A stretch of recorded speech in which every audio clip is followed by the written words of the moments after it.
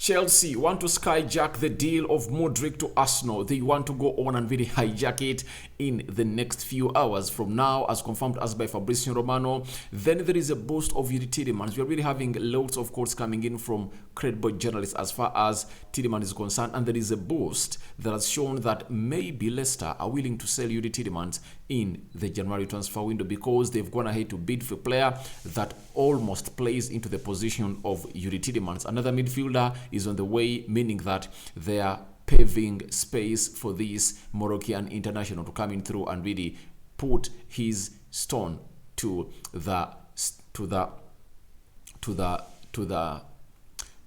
put his block to the build-up of Leicester City as they plan for the departure of Yuri Tielemans. Then Arsene Wenger has gone ahead and really hailed a player who is captaining Arsenal now, known as not Luka Mudryk, he's Martin Odegaard. Welcome to Rokani Media Football. How are you guys? And where are you watching us from? Rokani David is my name. Smash the like button, comment and share. And if you're watching us for the very first time, lower right bottom corner, that's the place to be. Smash the black button that has the subscribe button, smashing it, hit the notification bell that will enable you get notified every time I upload a video onto this channel that is called Rokani Media Football. Rokani David is my name. 31st December 2022. We thank God for the gift of life. Happy New Year in advance, because we are left with just some limited hours to see to it that we enter the new year. And I know that there are countries that are really soon entering the new year, like Australia and very many other continents, like Japan. There are very many other countries that are really ahead of us that are really going to enter the new year. And happy 2023, and continue subscribing to this channel to see to it that we grow this channel bigger and better in 2023. Not so let's kickstart off with a Mykhailo Mudryk story confirming to us on Saturday, was it Sunday, by Fabrizio Romano that Arsenal really went ahead. I think it was a Monday, as Arsenal was playing the game of West Ham. They confirmed to us that they had made a bid of 45 plus 25 million euros to Shakhtar, and Shakhtar rejected the bid. Now, Chelsea are really keeping an eye. As I told you that Man City wanted to go on and really hijack this deal. This time round, it's Chelsea coming in through to go ahead and really hijack it. And now, Fabrizio Romano has gone ahead to let us know about the following: that Enzo Fernandez has told Benfica he wants to move to Chelsea. Obviously, you know that Enzo Fernandez story, it's really everywhere. They are really trying to get that player in the January transfer window, and Chelsea would have gone ahead to show a very huge financial muscle after spending on Nkunku, Fofana. There is another player coming in from Portugal. Is it from Vasco da Gama?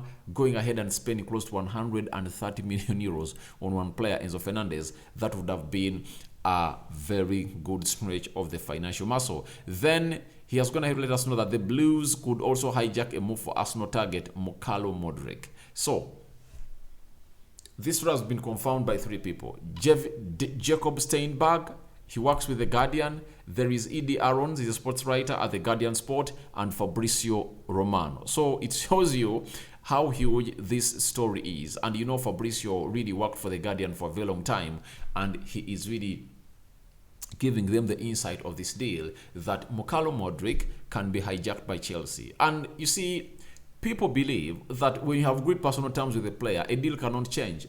A deal can change. Cody Gakpo had agreed personal terms with Manchester United since last summer. Because United failed to meet the ultimate valuation of PSV for their player Cody Gakpo, he didn't go to United. He went to Liverpool because Liverpool came in with the money. They agreed everything with PSV. They told Virgil van Dijk, call Gakpo. If at all he's willing to join Liverpool, we've agreed a deal with PSV. If at all he agrees, we agree on personal terms, he comes and joins us. That's what happened. The same scenario can be mirrored in this scenario of Mykhailo Mudryk. Arsenal don't want to pay 100 million euros. Chelsea are in need of a left forward. Mykhailo Mudryk has made, albeit his career, on playing as a left forward. So I believe this deal can be altered in the next coming hours or days. That's it. If Arsenal don't get more serious, the boy wants to quit Ukraine to come in and play in the Premier League. That was the dream of Cody Gakpo. He wanted to come and play in the Premier League because the Premier League is now the most attractive league in the world.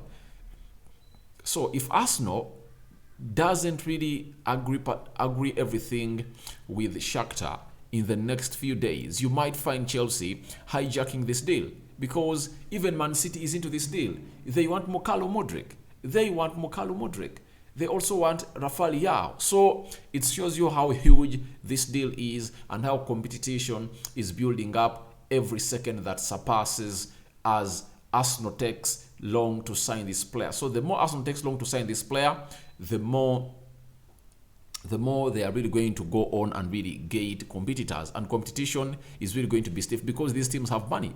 Chelsea have money. Tony Boyle's consortium has money to spend. Remember, the agreement they signed was for them to go on and really invest close to $1 billion in the Chelsea side, and it will take them close to, 10 years without taking dividends from the club. So it shows you that money is there to spend, and Chelsea are really going to go on and really go gung-ho on Mudryk. But Mudryk loves Arsenal. He has gone ahead to confirm to Arsenal that I want to come in there and play for you. You saw yesterday me doing a story of De Zerbi, the former coach of Mudryk at Shakhtar, confirming to us that he can even win the Ballon d'Or. Remember, he's the coach of Brighton now, and Arsenal is taking on Brighton today. So it shows you how huge this is getting.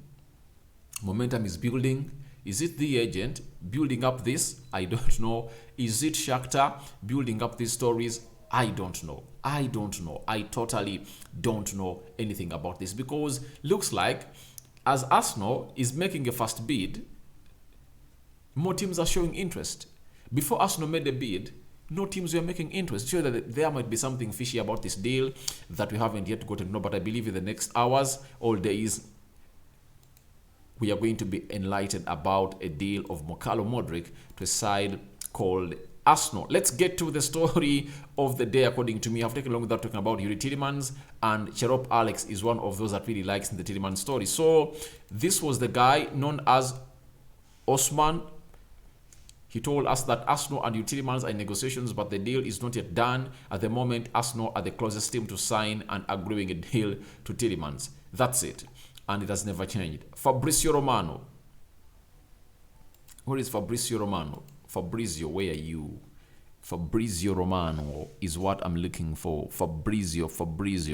So Fabrizio Romano on the Give Me Sport podcast. Tielemans has always been on the list at Arsenal. He has always been appreciated. They always had his name on their list. At the moment, there are no conversations with Leicester. That's what Fabrizio told us, that Arsenal like Tielemans, but at the moment there are no conversations with Leicester City. Now, guess what? The manager of Leicester City has also gone ahead and hinted onto the latest development of Yuri Tielemans, of either leaving Leicester City or staying at Leicester City. And Brendan Rodgers is the manager of Leicester City. In his own words, this is what he has said, that it's something between him and the club. My focus is on the player. He loves being here, but it's a big contract for him, so he will be taking his time over what he wants to do. So the manager believes that Tielemans is taking his time to think of what he's going to do, to decide on whether to stay at Leicester or to leave in the January transfer window. But there is a very big update that I want to go on and really follow up with you, that this is a boost that's confirmed to us that Tielemans is really on the way out of Leicester, because Leicester have gone ahead to make a bid of around 30 million euros or 26 million pounds, including bonuses, for Angers midfielder Azedine Onai. If you watch the World Cup, one of the most exciting midfielders was Onai alongside Amrabat.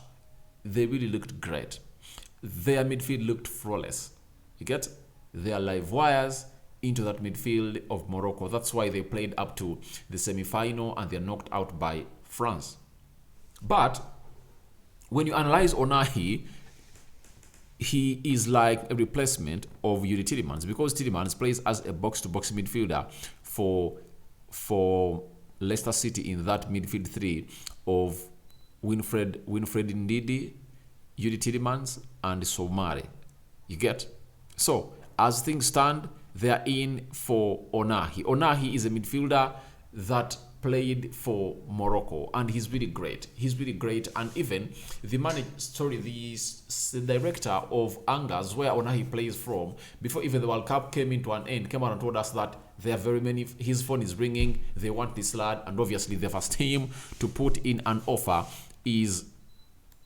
The first team to put in an offer is Leicester, and guess where the source is coming in from? It's the El Quipi. El Quipi is a French outlet. Where does Angers play? French League One. So it shows you that there is concrete information that they have really made the bid and they want to sign this player. And this is what a competent team does. Before you sell off a player, you have to go all out and bring in a replacement first. So they first want to bring in Onai.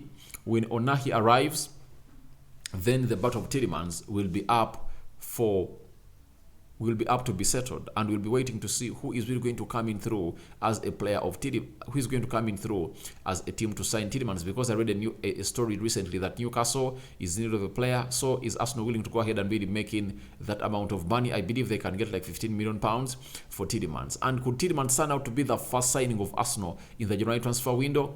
Let's wait and see, because another hijack might happen of Tielemans from Arsenal, and maybe Newcastle might all go out for the player and sign him, because they feel like they want to reinforce also in the January transfer window. But the boost for Tielemans transfer is simple. Leicester have gone ahead to make a bid for Angers Onai. Onai